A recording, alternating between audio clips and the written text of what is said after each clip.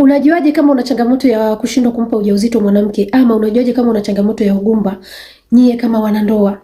Changamoto ya ugumba, ili uanze kuona kwamba sasa kuna tatizo, ni lazima muwe mmeishi kwa pamoja kwa zaidi ya mwaka mmoja, mkiwa mnafanya tendo la ndoa bila kutumia kinga ama bila kutumia njia yoyote ile ya kuzuia ujauzito.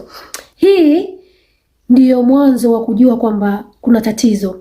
Huwezi kusema kwamba una shida ya kutokupata mtoto na haujaishi na mwanamke au na mwanaume kwa zaidi ya mwaka mmoja. Unaanza kugundua kwamba kuna tatizo pale ambapo mnakuwa mnalala pamoja kwa zaidi ya mwaka mmoja. Hapo ndipo mnatakiwa muanze kutafuta njia mbadala ya changamoto ya uzazi. Na kitu ambacho ningeweza kushauri ni kwamba muweze kutoka mkaenda mkafanya vipimo nyie wote wawili, mwanamke na mwanaume, ili muweze kujua changamoto zenu za uzazi zinatokana na nini, ili muweze kupata suluhisho kwa pamoja.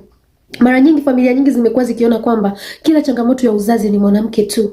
Kila changamoto ya uzazi ni mwanamke tu. Hapana. Changamoto za uzazi hata wanaume pia wanazo. Tena kwa kipindi hiki sperm zimekuwa zikipungua sana duniani. Wanaume wengi wamekutwa hawana sperm, azoospermia, wana low sperm count, naona changamoto nyingi kuhusiana na mbegu za kiume. Wanaume wengi wanapitia hizo changamoto na wanawake pia wanapitia changamoto za uzazi. Ni vyema mkaenda kupima pamoja.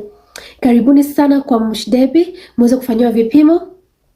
Karibuni sana kwetu, muweze kufanyiwa vipimo kwetu na changamoto yenu ikaweze kutatuliwa vizuri. Karibuni sana.